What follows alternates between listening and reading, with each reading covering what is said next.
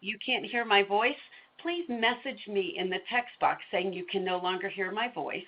Or if the visual is giving you problems, please let us know.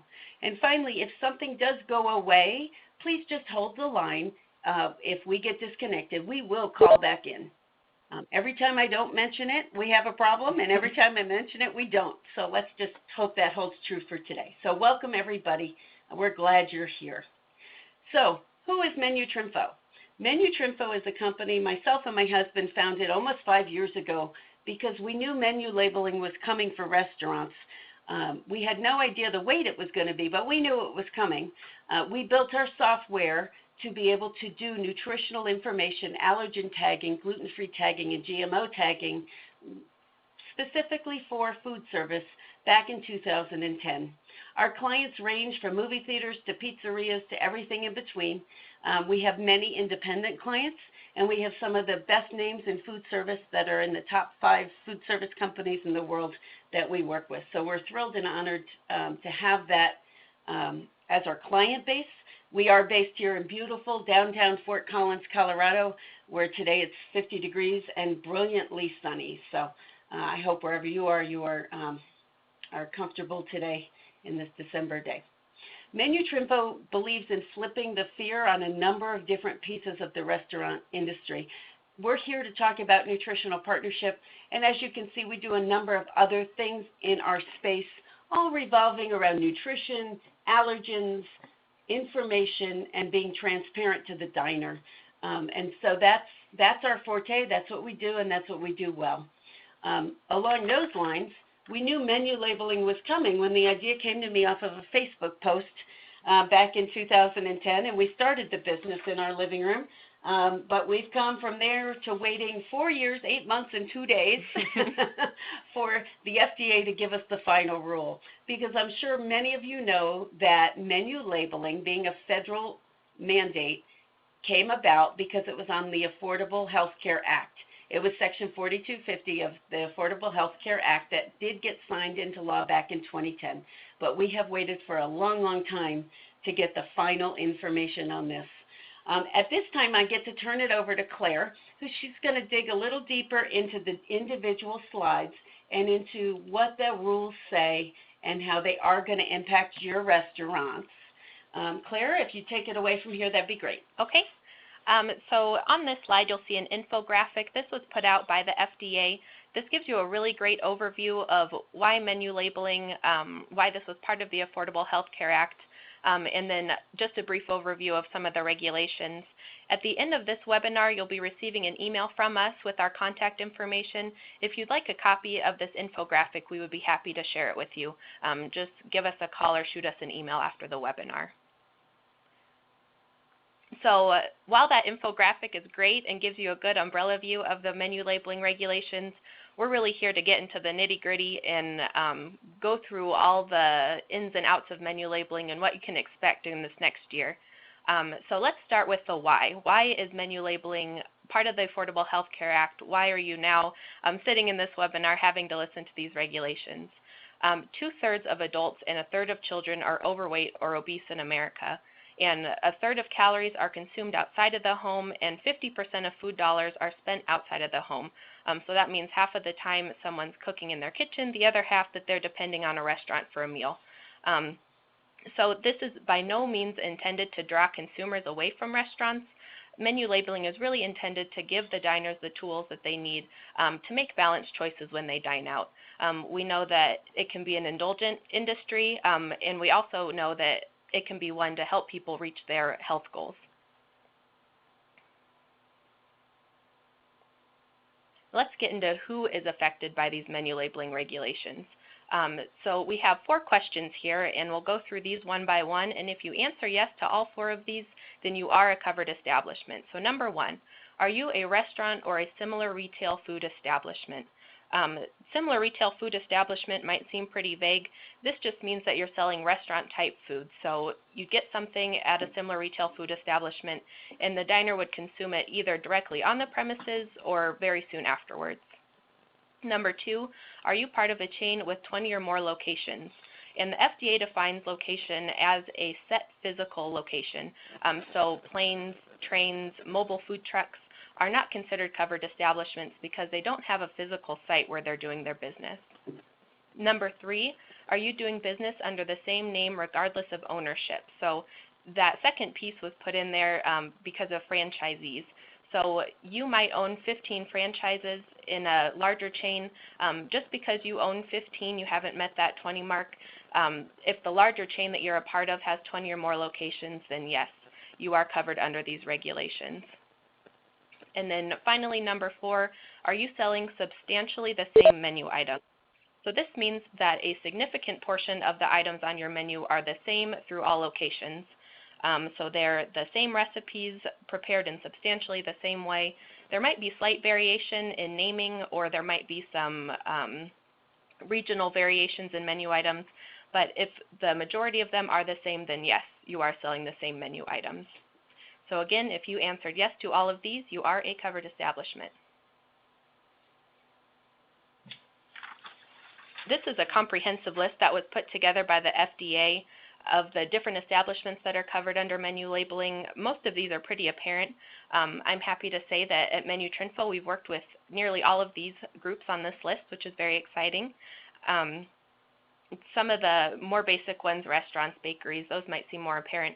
And then food service facilities and entertainment venues, that was one of the new regulations that we saw. And yes, grocery stores and convenience stores are on this list as well. Before you move on, Claire, I just want to make a note to our restaurateurs on the webinar. This is actually good news for the restaurateurs because the people that have been competing with us now have to be held to the same standard of menu labeling, which is absolutely something I have heard in the industry for the last bunch of years. People are really looking forward to. Go ahead and click through. Great. Thank you, Betsy. So how about uncovered establishments? We've now reached the point in the webinar where you might be wondering to yourself, why would an uncovered establishment want to be held to these same guidelines? And believe it or not, there's a reason for that. These new FDA laws preempt any state or local laws that affect covered establishments or uncovered establishments. So for instance, there might be a restaurant in King County, Washington, where they might not meet the guidelines to be covered by the federal guidelines, but they are held to those same county guidelines. If the restaurant decides that they want to be held to the same FDA guidelines because they like the way that it's formatted better, because they want to be more competitive with the bigger chains, then they are able to voluntarily register with the FDA and be held to those same guidelines instead of the state or local rules. And I'm going to jump in for 1 second and say where we have other guidelines, older guidelines that were before the federal guidelines do have different verbiage, like California is a great example. So there is some different verbiage in federal versus state. And so there's a matter of who's going to preempt who from that. And just to touch base, we do have an ebook online that goes into much deeper detail if you're interested, and you'll be able to get that at the end. Great. So let's get into the what of menu labeling. What is required from restaurants and similar retail establishments? Here are the 3 most basic components. Number 1, calories must be posted on menus and menu boards. Number 2, there needs to be a statement on the menu that gives the diner some context when they're making their decisions based on calories. So you must have something along the lines of 2,000 calories a day is used for general nutrition advice, but calorie needs vary. There's also an optional variation if you want to put that on your kids' menu. And then finally, there needs to be additional nutritional information upon request. So let's dive into this a little deeper.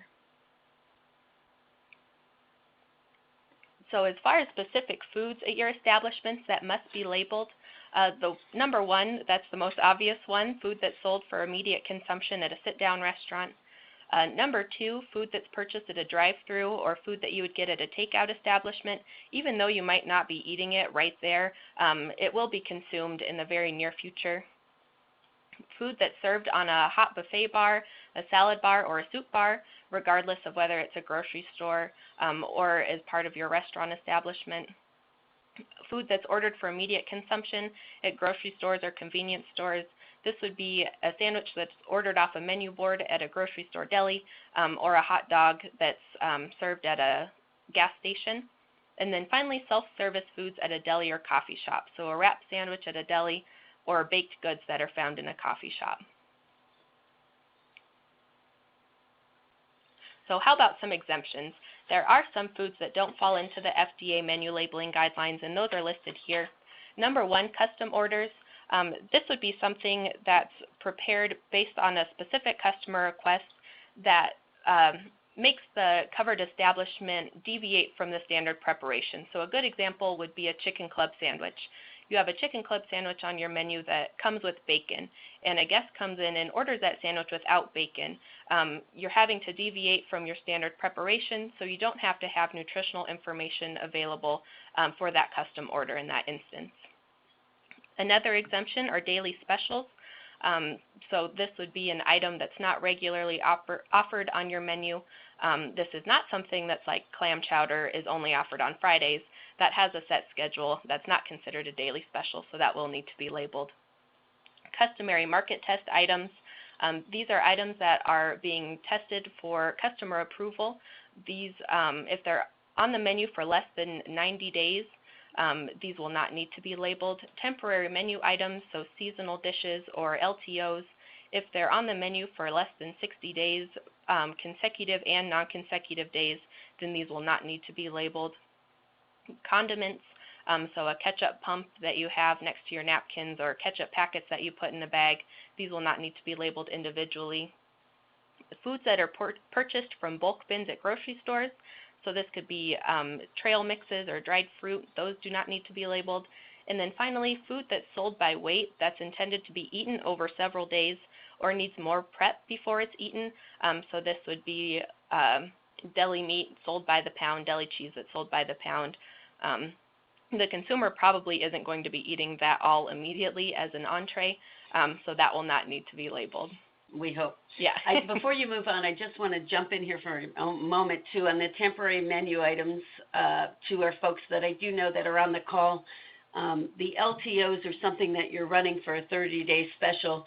If you were to bring that back for a 25-day special, but 3 times in a 12-month period of time, then that will need to be labeled. If it's something that only goes twice a year for 25 days each, it won't. And so some of that is the minutia detail of the FDA final regs, but it's certainly a case-by-case basis. And for those of you on the call that are our clients, you know we're always happy to help you. Those that aren't clients, we're happy to give you the information and let you use it as you can. Great. All right, so now let's get into the where. Where must this information be labeled? First and foremost, calories must be posted on menus and menu boards. If you're curious if something that you have is considered a menu or menu board, there are a couple different questions you can ask yourself. Number 1, does it include the name or picture of the item? Number 2, does it include the price of the item? And then finally, number 3, can a consumer use that information to make their decision? So obviously external and internal menu boards, as well as a printed menu at a sit-down restaurant, but also things like takeout menus that you might drop off at nearby doors or send in the mail. If it has those 3 components, then yes, you will need to post calories on that. So for each standard menu item, calories must be listed next to the name or price in a type size that is no smaller than the name or the price, whichever one is smaller. It needs to be the same color or at least as easy to read, so you can't try to be sneaky and put everything in yellow writing on a white background. FDA will not approve of that. It needs to be the same contrasting background or at least as easy to read. And then finally, it must be rounded to meet a certain set of rules. And these are the same rules that are retail foods are held to, and those calorie rounding rules are listed here.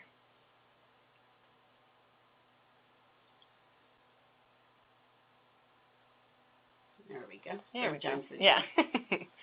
So how about multi-serving dishes? I'm going to stop and say somebody's got their hand raised. Just go ahead and type your question in, if you would, in the chat box, and we will get to you. And feel free to ask your questions, folks, as we're going along. Sorry, Claire. Absolutely, no problem.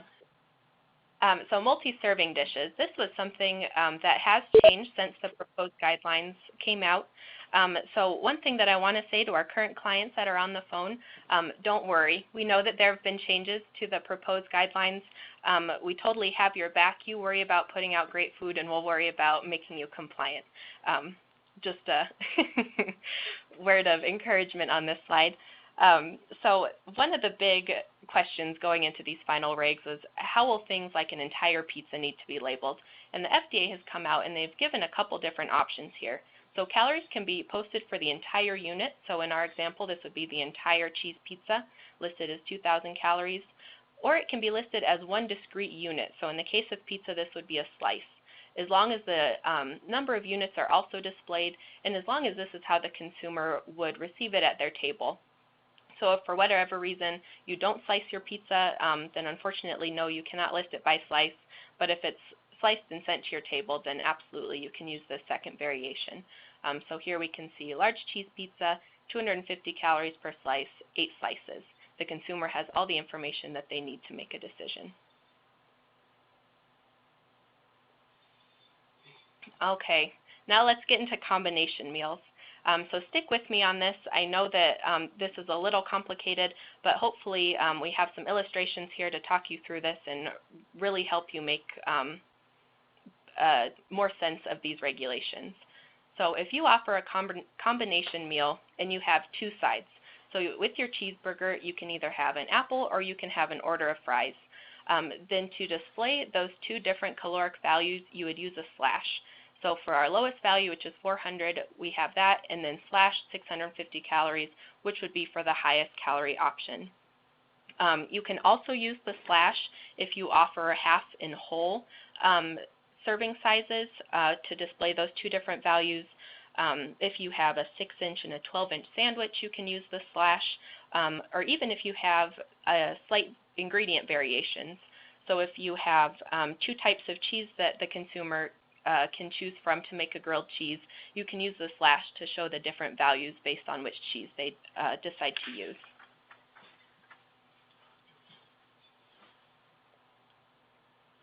So what if you have a combination meal and there are more than 2 options?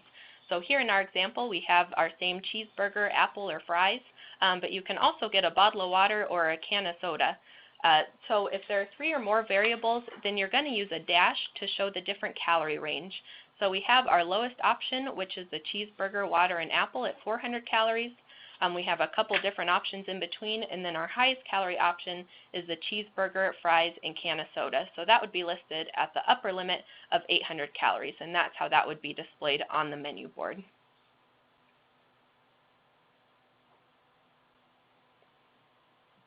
Sticking with combination meals, if you have an option on your menu to increase or decrease the size, so if you can supersize your combo meal and go from a small drink and a small order of fries to a large drink and a large order of fries, those additional calories must be listed on the menu and menu boards. So here we can see we can supersize our combo meal. With a drink that's offered, there is some variability, so there are more than 3 options we can be choosing from. So on our menu and menu boards, we'll have upgrade to large combo, the price, and then adds 150 to 600 calories based on the soda that we decide to select with our entree.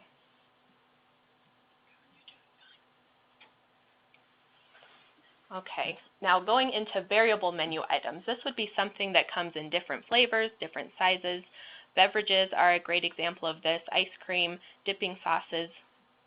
Calories must be declared for each variation if they're listed individually on your menu or menu boards. So let's go into that second box. This is a mock drink menu that we've created. So you can see that we have Coca-Cola, we have Sprite. The other options would be listed below, and the consumer can choose between a small, medium, or large. So we have the calories listed next to each type of soda and each size that it comes in, because that's each variation. If on your menus and menu boards you don't specifically list each type of soda, or you don't list the sizes, and rather you just have a generic description such as soft drinks, then this is where we can use that range that the FDA previously allowed, going from 0 calories to 450 calories next to our general description of soft drinks.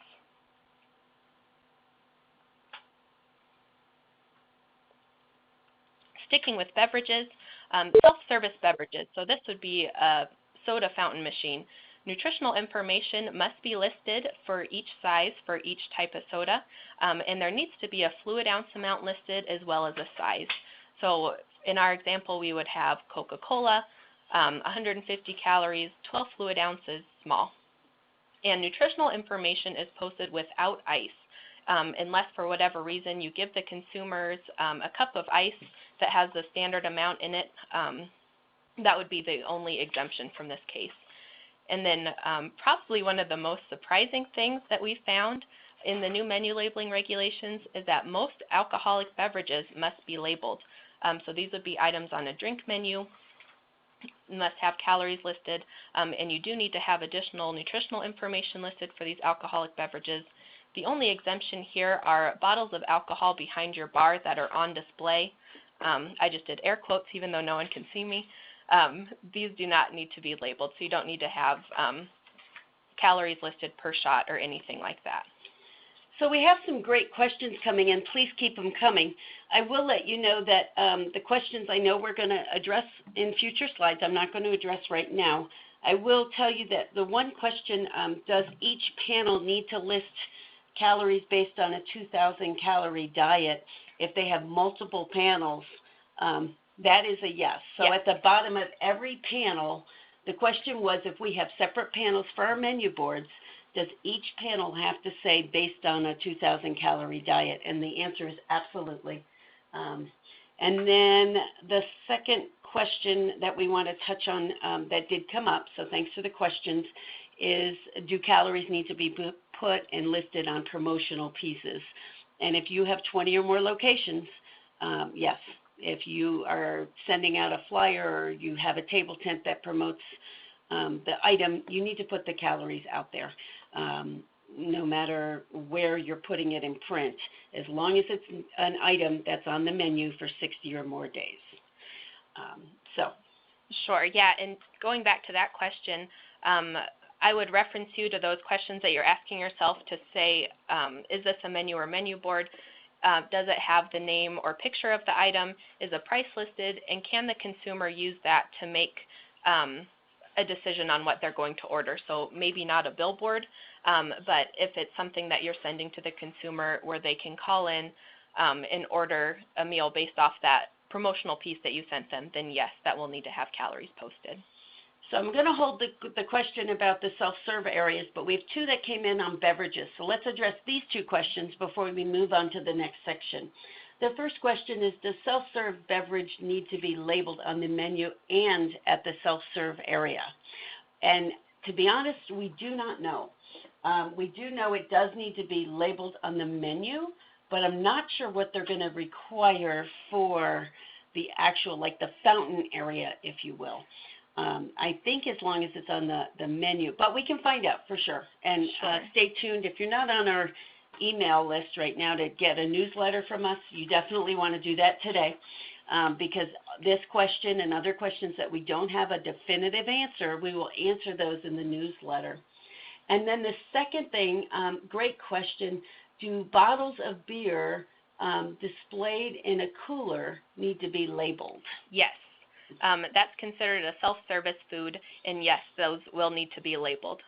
Which has the liquor industry a little upset right now. So billboards, televisions, and radio ads are exempt. I would imagine the web is not. Great point. And it has to do with if the price is there. If there's a picture of the item, a menu item name, and a price, it's got to have the calories. So if you put a big billboard up that has a picture of a burrito, even it doesn't have the price. Right, that will not need to have calories listed. If you're simply trying to tell consumers that you have a new item and you aren't telling them how much it costs, you aren't telling them call the day and order it from your car, no, this will not need to have calories listed. So great. Okay, Claire, we can go on. We've answered all the questions except the one you're going to address in one of the next slides. Okay, great. Oh, somebody just said, isn't the calories already on the bottle of beer? Nope. No. Nope. And so that's part of the surprise with the new yes. menu labeling regs. Sure. Okay. So toppings have turned out to be one of the more intricate areas of the menu labeling guidelines.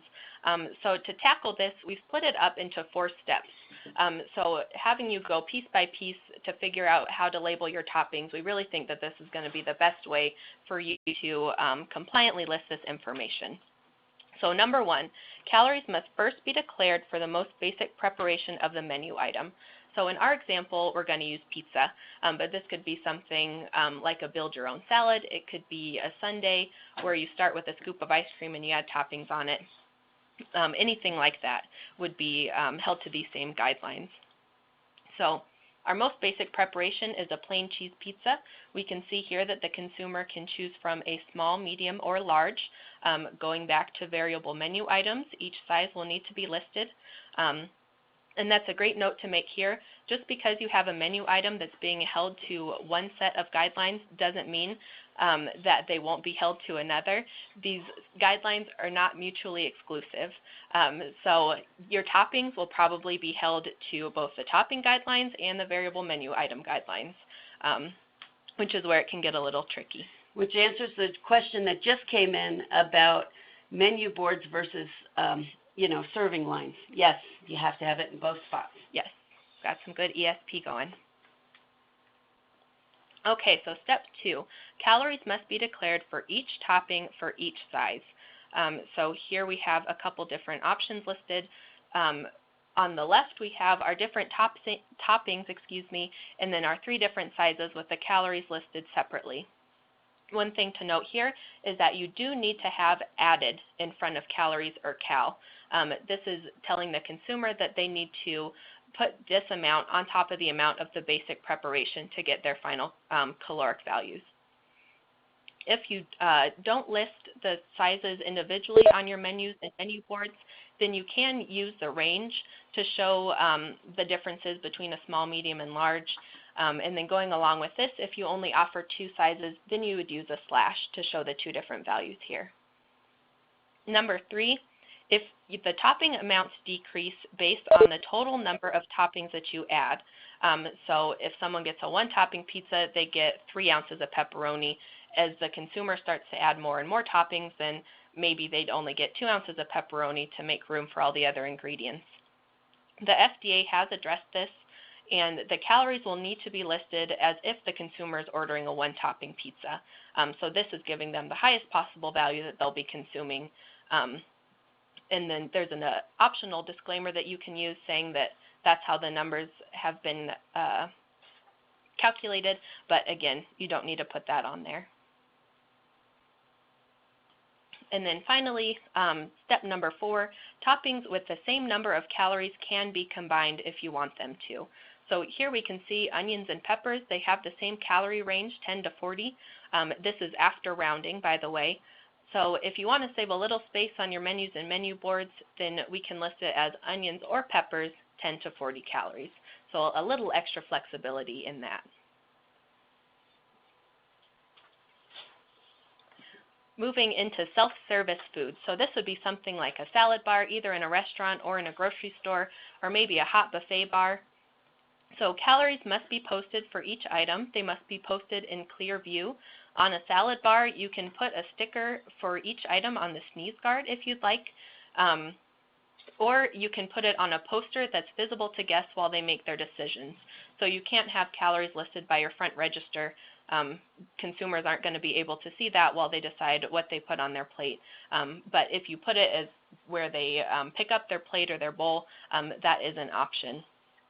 If you have something on your menu that has no discernible upper limit, so this would be an all-you-can-eat buffet option, bottomless soup and salad as a lunch entree, then on your menu and menu boards, you'll need to include the disclaimer, see buffet for calorie declarations. And this will need to be same size as price and name, and same color, same background, all those same regulations as posting calories, but that will be the exact statement. And as far as serving sizes go for self-service foods, if at all possible, it should be per each. So on a breakfast buffet, this would be something like 1 bagel, 1 donut. On a salad bar, this would be 1 chicken breast. The consumer can pick it up and know exactly how much they have. If that option is not available, then the serving size would be based off the serving utensil used. if it yields a uniform amount. So like a ladle of soup would be a great option here. The consumer is going to get the same amount each time when they fill up that ladle. So that would be the second option. If a uniform amount cannot be achieved with the scoop, then we move into household measurements, so a cup, a tablespoon, something that the consumer might be able to eyeball themselves. And then finally, we'd use weight as an option to list the serving size. And I'm going to jump in here to answer one of our listeners' questions regarding special signage for grab-and-go items.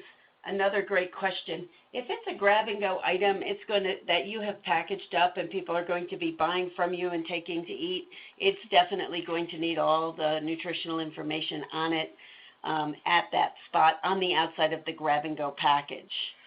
And one thing to add here, if you offer a bag of chips that has a retail label on it, and the consumer can see that bag of chips and the label before they decide to purchase it or not, you do not need to have additional labeling for that item because they have the nutritional information in front of them before they place their order. But if you make a yummy Italian cold-cut salad and a bag of chips, then the Italian cold-cut salad's got to have the label that you make versus the bag of chips that comes with it. Absolutely. Just for some clarity, folks.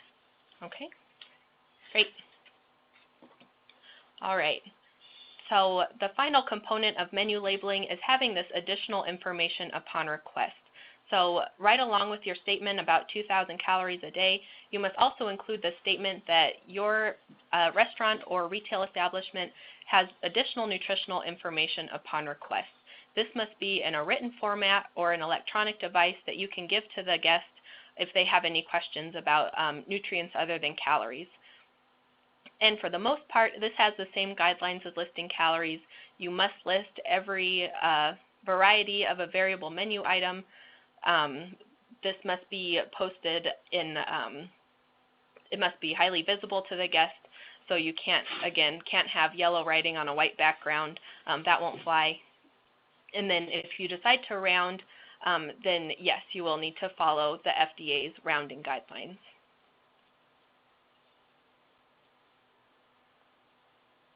More information on additional information upon request. This is the full list of nutrients that will be required by the FDA. As you can see, the FDA remained pretty close to nutritional labels when it decided on this list of guidelines.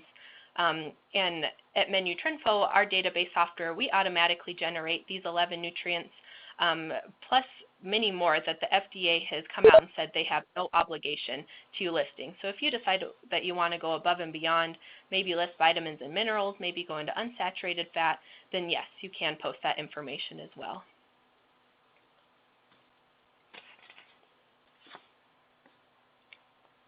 And our last how of menu labeling, how will you get these numbers? So the FDA has come out and they said that you must have a reasonable basis for posting this information.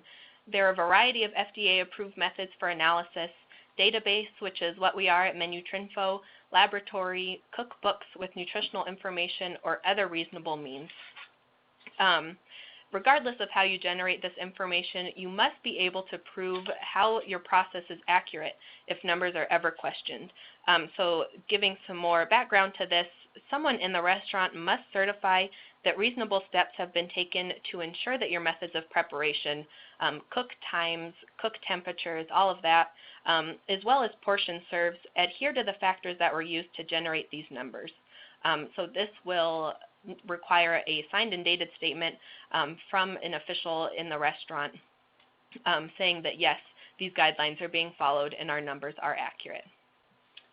So we have a couple questions here. You guys are doing great with the questions, and I'm hoping that we can get them all answered for you today. One of the first questions that came up, clearly this must be a pizza location, and we will be having a future webinar on pizza and menu labeling and just how it impacts specifically pizza. So down the road, keep on our website and keep in our newsletter to hear about those coming down the road for you. But the question here is, our model is a pick as you go. So it's a pizza place, Claire, where they pick the items, the customer picks the items. The question is do the onions, like say the onions have to have a tab next to it with the calorie count? So it depends on how the consumer is deciding what they want to put on their pizza. If you have a menu board that has all of the toppings listed and the consumer's looking at that menu board and deciding like, I want onions, I want basil, then the nutritional information, the calories will need to be posted on that menu board, not necessarily down the line. But if you don't list anywhere what the toppings are except for as they go down the line and they're selecting based off a sticker that says onions, things like that, then yes, you will need to post calories next to those items on the line. Another great question, and these two questions kind of go together. So somebody was asking, do we need to have calories on the container or the wrap, so if it's a grab and go, or just on the menu? Same kind of question. We have a customer out there who sells cookies, and boy, I love your cookies. I know who you are. And his question was, do we need to have it on each individually wrapped cookie, or can it be on the point of purchase right near there? So can the numbers be on the menu, or does it have to be on the package, Claire? It does not need to be on the package. That's going into retail food guidelines, which are not coming into play here. So as long as it's on the menu, it's where the consumer is making their decision to purchase that cookie, then you're covered. Okay, and the final question, we have a few more questions. I'm going to answer one more on this topic, and then we'll do the last couple slides and address all the remaining questions. Somebody talked about a poster or a tear-off sheet being the nutritional information in the nutritional chart. Does it have to be a nutritional chart that the consumer can take with them, or it's just something they can look at? The nutritional information, it needs to be in a written format that the consumer can look at. They don't necessarily need to be able to walk away from the restaurant with that information, but the FDA has no obligation to you doing that. So if you want to give them a tear-off sheet, I think that's great. If you want to give them a pamphlet, I think that's great. But as long as they can look at it in the restaurant and make their decision based off that information, then yes, that will be covered by the FDA.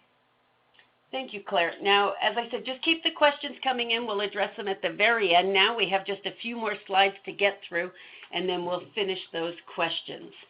Just so you know, I stopped there with my buddy with the purple writing there. So when must this be posted? So what's really awesome is the FDA gave us a full year for compliance. Originally, the legislation was written in to be 6 months, but the final ruling said you've got a year to do it. So you have a year to comply. Menus and menu boards must be reprinted by that date, which most of us in the industry, we're going to cycle through our menus within a year anyway. I do know how costly menu boards can be, which is why it's so imperative that you get it right from the beginning, whether, you know, Claire went through who you could do, whether you could do it as a database. I tell people they can do nutritionals on an app. I wouldn't recommend it, but people certainly do it. But once you get your numbers settled, it's imperative that you be confident in those numbers and then provide them up by December 1st of 2015. Menu items that are not properly labeled will be deemed as misbranded by the FDA. And usually we get asked who's going to come in and police us on this, and the common thought is it's going to be the health departments. We actually are going to be doing a webinar with them in about 2 months through their trade association in DC. So it looks like they're going to have one more thing to check when they come in and do a health inspection, and we'll get more information, and that I'm sure will be its own webinar for our people coming down the pike. Food allergies. I have to touch on food allergies because it always comes up when we talk about menu labeling, and food allergies is it next, because many of you on this call know that as of December 13th, in just a matter of hours, in Europe, any place any food is sold is going to have to tag what are their big allergens over there. So currently, food allergies are not required in menu labeling regulations. However, we do believe that now is the perfect time to start identifying those food allergies. If you're going to go through the pain and the expense of doing this, it makes total sense to do the whole thing now. And then just keep it up with your partner, whether it's a local registered dietitian, you have your own in-house RD, you have your own in-house food science people, or you use someone like us. It's really, really the perfect time to get this dialed in, and then from there be able to keep it up. There are states that are already implementing food allergy laws, and those states are listed there. we are seeing in the food allergy realm the same thing that's happening with menu labeling. So we probably have a few years. We tend to be 5 to 10 years behind Europe. So what they're doing in Europe this week, as of Saturday, will play out on us in the U.S. not for about 5 years, which might be about the time MenuTrinfo can breathe to do the next level. So we always say, keep your head above, don't put your head in the sand, stay current with it, know what's going on. And then finally, we saw some changes in the food code back in the 2013 food code, where they're starting to identify food allergies specifically in the food code. Again, it's going to help you to know where your allergens are and what menu items they are in. Finally, of course, I've got to have a little piece of what MenuTrinfo does besides nutritional information, and that is allergen training. We rock it on allergen training. We are partnered with FAIR. We can put you on Safe FAIR. We have amazing stuff for food allergy training and even a train the trainer type program to bring your people here and have them take food allergy training back to your location. And now officially, even though we took questions throughout, we are at 15 minutes to the top of the hour, so 45 minutes in, which means we hit our goal. And this is where we can take questions and answers. Before we start doing questions and answers, I do want to say a couple of things about the slide you're looking at. One, the ebook that you see there, we will give you half off. You can use Flip the Fear as a promo code and get half off that downloadable ebook today if you're interested. It has been updated to be current with the guidelines, so we're very, very happy to provide that for you. The link will be on the email you get at the end. And also, the email you get at the end of this webinar, you'll get an email that says, hey, thanks for spending your time with us today. There is a PDF in that email. It's called 7 Steps to Menu Labeling. I will let you know that that still is in the future tense, but those 7 steps absolutely still apply. We will be editing that and making it current. We jumped on the ebook first, and the 7 steps is next. But it gives you great ideas on how to go about doing this on your own if you aren't one of our partners. So keep in mind to grab up that 7 steps of menu labeling. It's a free downloadable white paper that will come to you just for attending the webinar today, or jump online and grab up that ebook. Now, it looks like Claire is poised with some questions, Yes. So go ahead, Miss Claire. All right, so I have a couple here. The first one, do calories need to be listed on order forms? If the customer is using this as their primary source for making their order, then yes, calories will need to be posted on the order forms. A second part of this question was, what about a custom order? If they're deviating from your standard preparation of an item, then no, you will not need to have nutritional information for that custom order. But if it's like a build your own sandwich, then you will need to have the calories listed for each topping that they might potentially put on their sandwich. Clear as mud. Yes. Another question was about if you have a kiosk or a handheld device that's used in the restaurant, can you use that device to display this information rather than posting it on the menu itself? And that answer is no. The guest needs to have that in front of them when they make their order. So the primary writing in the menu, in the restaurant would be the printed menu that the guest has. So you would need to post calories on that menu regardless of whether or not you can bring them over a iPad or something to look at that information. And then another question that we got was if we need to have a serving size or a weight listed on the additional information sheet. And the answer to that is no. If it's apparent to the consumer what the nutritional information is for an entire entree, for a variable menu item, what size it is, then no, you will not need to add additional information in regards to weight or serving size on that information sheet. So we have a final question there that we haven't answered yet about how the FDA will monitor their guidelines. We haven't answered that, have we? I don't think we have. So that's a great question. How will the FDA monitor their guidelines that took them 4 years, 8 months, and 2 days to produce? One of the things that I'm seeing with the FDA over the last 5 years in following this very, very closely is the FDA has absolutely no problem writing nasty cease and desist letters to manufacturers when they're not 100% accurate or they're not following the rules. And that being said, I expect that they'll just come straight at, especially the chains and the larger chains. If the numbers and the way you're displaying do not meet with the FDA rules, I would expect a nastygram from the FDA with a limited time to rectify. Better to hit the ground running on December 1st of next year, dotting the I's and crossing the T's to meet the rules versus waiting to see when they're going to catch you. Although it's interesting, years ago I had a conversation with a gentleman who used to run McDonald's, who said in his new company he wasn't going to do nutritional labeling until they absolutely forced his hand. And there are certainly people that believe that. It's a free country. You're allowed to believe what you want. We just want to make sure you know what the rules are if you want to follow. Something that I want to add to this, something that I read this morning that was pretty interesting, is that the industry believes that probably this initial policing of the rules is going to be done by your competitors. They don't want you to not have calories posted because they believe that it might be an unfair advantage for a consumer to go in and not see the nutritional information, or having inaccurate nutritional information might make them look a little bit better than your restaurant. So again, just another thing, how that's going to be monitored. Oh, somebody just, thank you for asking the question a second time. It just occurred to me, I don't think we answered this question about rounding. Do you have to round on the boards, or is rounding optional? On the more detailed written materials, is rounding an option? Great question. Sure. So rounding for calories on menus and menu boards is required. Those were those guidelines from the FDA. Up to 50 calories, it's to the nearest 5-calorie increment. 50 calories and above, it's to the nearest 10-calorie increment. And anything under 5 calories can be listed as 0.